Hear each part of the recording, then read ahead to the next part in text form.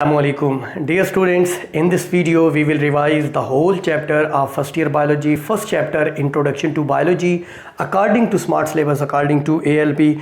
बच्चों page number 1 पे हम बायोलॉजी की डेफिनेशन, बायोलॉजी किस जुबान का लफ्ज़ है, ग्रीक, इसके दो वर्ड्स के मीनिंग, दो वर्ड्स के मिलने से बना है BIOS and logos, BIOS life, logos study, study of life इसके लिटरल मीनिंग है, साइंटिफिक स्टडी ऑफ लाइफ इसकी डेफिनेशन है, फिर इसकी 3 डिवीजन्स हैं, एक बॉटनी, एक जोलॉजी और एक माइक्रोबायोलॉजी। जोलॉजी में एनिमल्स की स्टडी, बॉटनी में प्लांट्स की स्टडी और माइक्रोबायोलॉजी में माइक्रो ऑर्गेनिजम्स की स्टडी की जाती।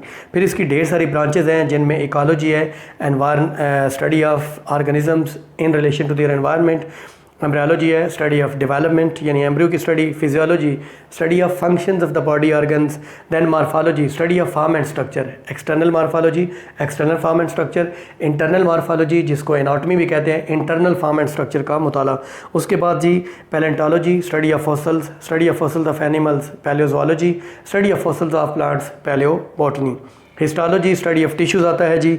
उसके बाद evolution study of ancestral history of living organisms, genetics study of inheritance है, zoogeography study of distribution of animals over the earth planet, molecular biology में स्टडी ऑफ ऑर्गेनिजम्स या cells या organelles at molecular level, specially transcription translation पढ़ा जाता है।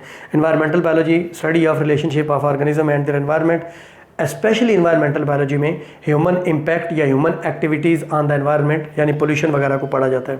Microbiology में micro organisms का मुताला जो माइक्रोस्कोप से देखे जा सकते हैं, जिसकी मिसालें हैं जी all viruses, all bacteria, all protozoan, some algae and some fungi. उसके बाद फ्रेश वाटर और marine biology study of living organisms living in fresh water bodies like rivers, lakes etcetera, study of living organisms living in seas and oceans is called marine biology. Fresh water biology की मिसाल है study of रोहू, रोहू एक fresh water fish है, और marine biology की example है हमारे पास study of blue whale. Parasitology study of parasites, parasites are those organisms which get food, shelter and harm other living beings. इसकी पैरासाइटोलॉजी, पैरासाइटोलॉजी में mode of transmission of parasite, structure of parasite, way of action of them, ठीक है, ये चीज़ें पढ़ते हैं। और parasites जो हैं ये दूसरे लिविंग ऑर्गेनिज्म, क्या इंसान का बच्चा जो यानी औरत से माँ का दूध पीता है वो पैरासाइट है? नहीं, पैरासाइट और होस्ट दो अलग अलग स्पीशीज़ होनी चाहिए। ह्यूमन बायोलॉजी में morphology of human, anatomy of humans, physiology of humans वगैरह वगैरह, ह्यूमन के बारे में जो कुछ पढ़े। सोशल बायोलॉजी में ह्यूमन बीइंग की कम्युनल लाइफ और सोशल बिहेवियर पढ़ा जाता है। बायोटेक्नोलॉजी में use of living organisms in service and manufacturing industries. According to smart syllabus हमारा नेक्स्ट टॉपिक है बायोलॉजिकल मेथड। बायोलॉजिकल मेथड में बच्चों a scientific method used to solve a biological problem. Biological problem, a problem pertaining to living organisms, for example a disease.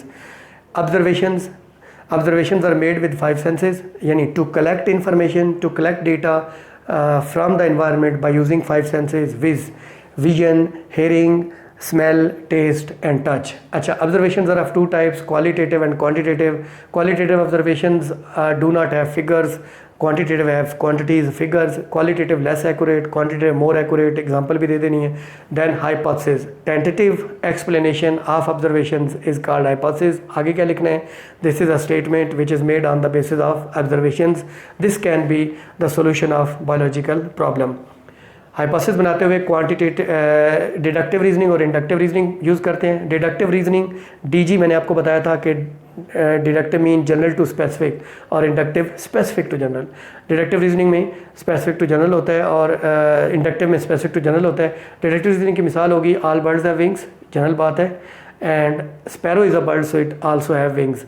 Inductive reasoning में sparrow has wings, sparrow is a bird so all birds have wings, ठीक है जी, ये चीज़ें। अच्छा, hypothesis बनाने के लिए कुछ और भी रीजनिंग या कुछ और भी लॉजिक्स हैं, जिनमें एक है इंट्यूशन और इमेजिनेशन यानी ख्याल का आना, एस्थेटिक प्रेफरेंस, ब्यूटीफुल नोशन को आपने चूज़ करना है, और तीसरे नंबर पे हमारे पास रिलीजियस और फिलोसफिकल आइडियाज़, हमारा एक रिलीजन या फ़लसफ़ा क्या कहता है।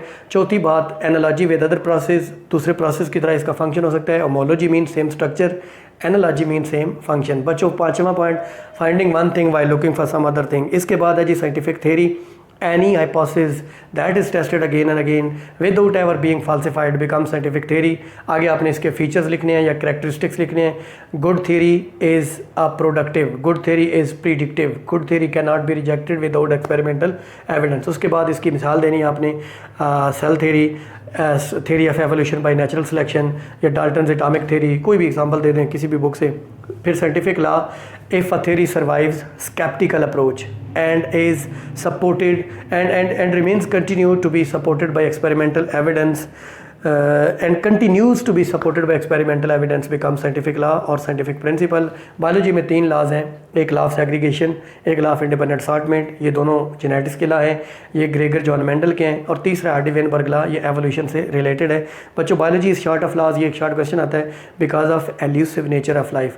उसके बाद जी आखिरी टॉपिक biology and service of mankind इस चैप्टर का, जिसमें हम पढ़ेंगे बायोलॉजी ने 3 फ्रंट्स पे इंसान की बेपाया खिदमत की है। Number 1 increasing food production, number 2 combating disease या फाइटिंग डिजीज़ या disease control, number 3 protection and conservation of environment. पहला जो पोर्शन है उसमें बताया गया है कि जी एग्जिस्टिंग वेराइटीज़ ऑफ प्लांट्स को बेहतर किया है, न्यू वेराइटीज़ डिस्कवर की हैं। एग्जिस्टिंग और न्यू वेराइटीज़ में क्या क्या फीचर्स हैं, वो हाई यील्ड हैं, ज़्यादा पैदावार देती हैं, और वो डिजीज़ रेजिस्टेंट हैं, उनको बीमारी भी नहीं लगती। फिर सिलेक्टिव ब्रीडिंग, द ऑर्गेनिजम्स या एनिमल्स कह लें, the organisms which have selected features are selected and they are cross breed to produce the new varieties having all the characteristics in both the parents. फिर है जी genetic engineering, use या manipulation of gene. आप manipulation का मतलब होता है अपने फ़ायदे के लिए इस्तेमाल करना। Manipulation of gene for the welfare of human being is called genetic engineering. Transgenic plants, ये ट्रांसजेनिक एनिमल्स भी हो सकते हैं, ट्रांसजेनिक बैक्टीरिया भी हो सकते हैं।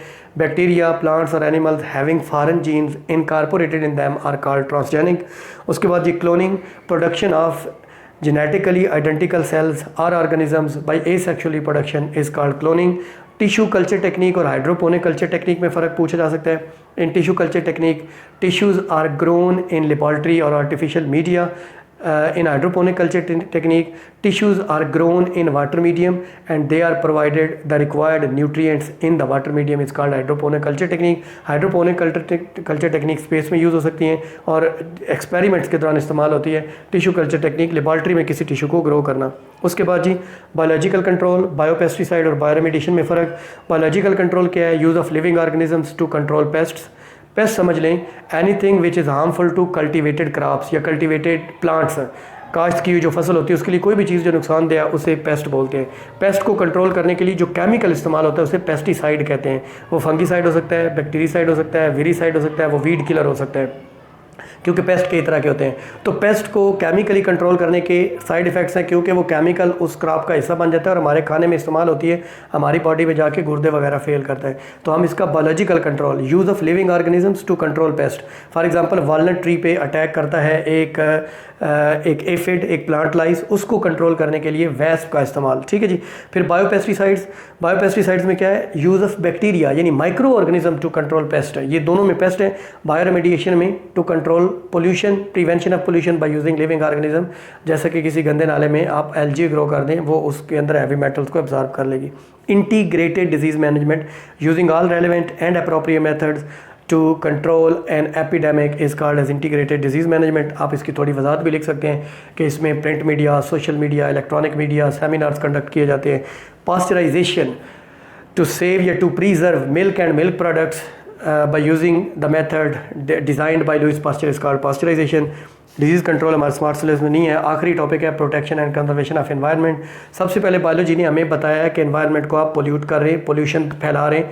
फिर इसने हमें बताया है कि बायोरेमेडिएशन क्या होता है। फिर इसने हमें बताया endangered species which if not protected would soon be extinct. फिर इन्होंने हमें बताया एक्सटिंक्ट स्पीशीज़। इंडेंजर्ड स्पीशीज़ की मिसाल आप दे सकते हैं इंडस डॉल्फिन दे सकते हैं और इंडियन एस वगैरह दे सकते हैं, ओबारा बस्टर्ड दे सकते हैं। और एक्सटिंक्ट स्पीशीज़ ना pest species, the species whose last member have been died from the earth planet is called extinct species. जैसे वाइट राइनो कुछ दिन पहले आखिरी जानवर अमेरिकन एक जू में मरा है, या डायनासोर्स की मिसाल। What is the national problem of Pakistan? National problem of Pakistan is the pollution. Pakistan के रिवर्स गंदे हैं, कैनाल्स गंदी हैं, सिटीज़ गंदे हैं, इनके जंगल और फॉरेस्ट भी गंदे हैं। तो पाकिस्तान का नेशनल प्रॉब्लम पोल्यूशन है। ठीक है जी बच्चों, ये था हमारा चैप्टर 1 जो है कंप्लीट। मैंने आपको रिवाइज़ करा दी इस वीडियो में। अगर आपने टेस्ट वगैरह देना है तो आप इस वीडियो को देख लें, आपकी रिवीजन हो जाएगी। अल्लाह ने के बाद।